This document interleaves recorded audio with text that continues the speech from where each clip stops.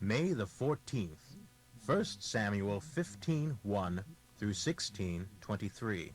One day Samuel said to Saul, I crowned you king of Israel because God told me to. Now be sure that you obey him. Here is his commandment to you. I have decided to settle accounts with the nation of Amalek for refusing to allow my people to cross their territory when Israel came from Egypt. Now go and completely destroy the entire Amalek nation.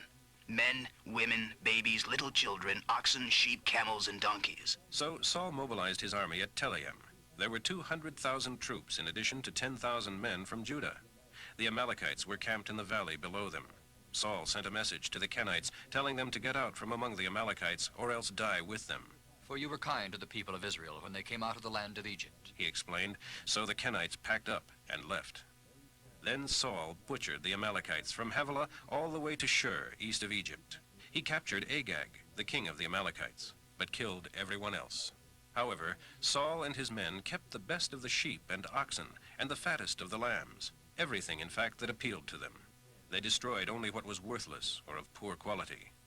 Then the Lord said to Samuel, I am sorry that I ever made Saul king, for he has again refused to obey me.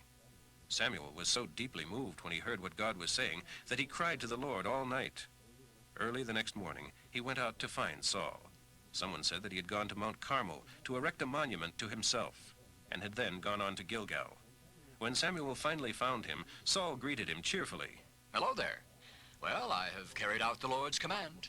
Then what was all the bleating of sheep and lowing of oxen I heard? It's true that the army spared the best of the sheep and oxen, but they are going to sacrifice them to the Lord your God, and we have destroyed everything else. Stop! Listen to what the Lord told me last night. What was it? When you didn't think much of yourself, God made you king of Israel, and he sent you on an errand and told you, go and completely destroy the sinners, the Amalekites, until they are all dead. Then why didn't you obey the Lord? Why did you rush for the loot and do exactly what God said not to? But I have obeyed the Lord. I did what he told me to, and I brought King Agag, but killed everyone else. And it was only when my troops demanded it that I let them keep the best of the sheep and oxen and loot, to sacrifice to the Lord. Has the Lord as much pleasure in your burnt offerings and sacrifices as in your obedience? Obedience is far better than sacrifice. He is much more interested in your listening to him than in your offering the fat of rams to him. For rebellion is as bad as the sin of witchcraft, and stubbornness is as bad as worshiping idols. And now, because you have rejected the word of Jehovah, he has rejected you from being king. I have sinned. Yes, I have disobeyed your instructions and the command of the Lord, for I was afraid of the people and did what they demanded. Oh, please pardon my sin now and go with me to worship the Lord. It's no use, since you have rejected the commandment of the Lord.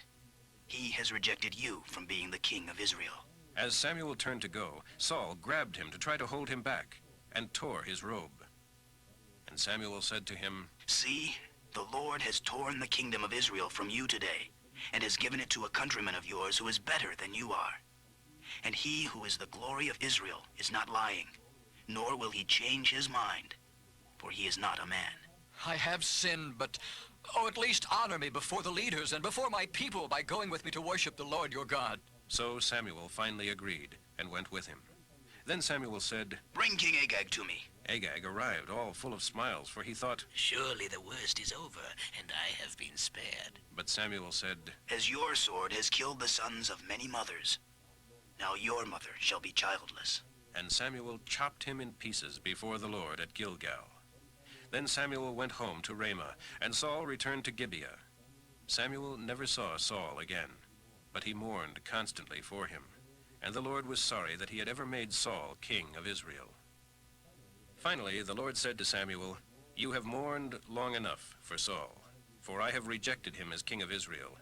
Now take a vial of olive oil and go to Bethlehem, and find a man named Jesse, for I have selected one of his sons to be the new king.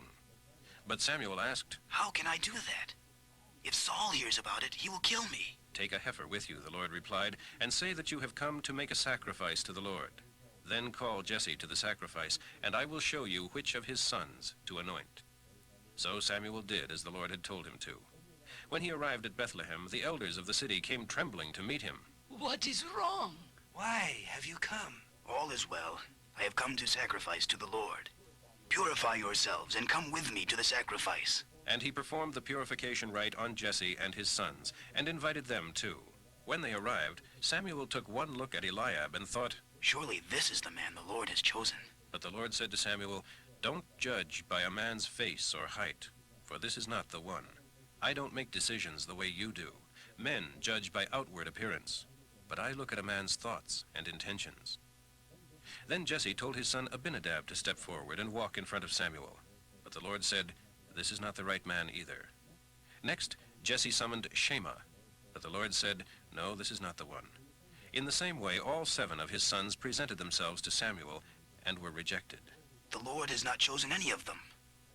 Are these all there are? Well, there is the youngest, but he's out in the fields watching the sheep. Send for him at once, for we will not sit down to eat until he arrives. So Jesse sent for him. He was a fine-looking boy, ruddy-faced, and with pleasant eyes. And the Lord said, This is the one.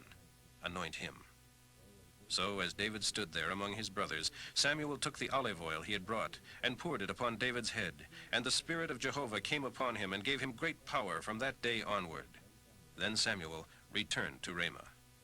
But the Spirit of the Lord had left Saul, and instead the Lord had sent a tormenting spirit that filled him with depression and fear. Some of Saul's aides suggested a cure. We'll find a good harpist to play for you whenever the tormenting spirit is bothering you. The harp music will quiet you, and you'll soon be well again. All right. Find me a harpist. One of them said he knew a young fellow in Bethlehem, the son of a man named Jesse, who was not only a talented harp player, but was handsome, brave, and strong, and had good, solid judgment. What's more, the Lord is with him. So Saul sent messengers to Jesse, asking that he send his son David the shepherd. Jesse responded by sending not only David, but a young goat and a donkey carrying a load of food and wine. From the instant he saw David, Saul admired and loved him, and David became his bodyguard. Then Saul wrote to Jesse, Please let David join my staff, for I am very fond of him. And whenever the tormenting spirit from God troubled Saul, David would play the harp, and Saul would feel better, and the evil spirit would go away. John 8, 1 through 20. Jesus returned to the Mount of Olives, but early the next morning he was back again at the temple. A crowd soon gathered, and he sat down and talked to them. As he was speaking, the Jewish leaders and Pharisees brought a woman caught in adultery and placed her out in front of the staring crowd. Teacher, this woman was caught in the very act of adultery. Moses' law says to kill him. What about it? They were trying to trap him into saying something they could use against him. But Jesus stooped down and wrote in the dust with his finger. They kept demanding an answer, so he stood up again and said, All right, hurl the stones at her until she dies. But only he who never sinned may throw the first. Then he stooped down again and wrote some more in the dust. And the Jewish leaders slipped away, one by one, beginning with the eldest, until only Jesus was left in front of the crowd with the woman. Then Jesus stood up again and said to her, Where are your accusers? Didn't even one of them condemn you? No, sir. And Jesus said, Neither do I. Go and sin no more. Later, in one of his talks, Jesus said to the people, I am the light of the world. So if you follow me, you won't be stumbling through the darkness, for living light will flood your path. The Pharisees replied, You are boasting and lying. Jesus told them, These claims are true, even though I make them concerning myself. For I know where I came from and where I'm going. You pass judgment on me without knowing the facts. I am not judging you now. But if I were, it would be an absolutely correct judgment in every respect, for I have with me the Father who sent me. Your laws say that if 2 men agree on something that has happened, their witness is accepted as fact. Well, I am one witness, and my Father who sent me is the other. Where is your father? Jesus answered, You don't know who I am, so you don't know who my Father is. If you knew me, then you would know him too.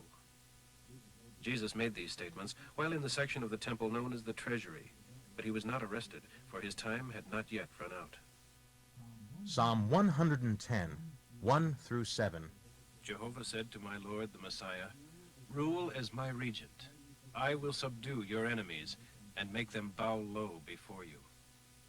Jehovah has established your throne in Jerusalem to rule over your enemies. In that day of your power, your people shall come to you willingly, dressed in holy altar robes. And your strength shall be renewed day by day like morning dew. Jehovah has taken oath and will not rescind his vow, that you are a priest forever, like Melchizedek. God stands beside you to protect you. He will strike down many kings in the day of his anger. He will punish the nations and fill them with their dead. He will crush many heads, but he himself shall be refreshed from springs along the way. Proverbs for today, 15:8 through 10. The Lord hates the gifts of the wicked, but delights in the prayers of his people. The Lord despises the deeds of the wicked, but loves those who try to be good. If they stop trying, the Lord will punish them. If they rebel against that punishment, they will die.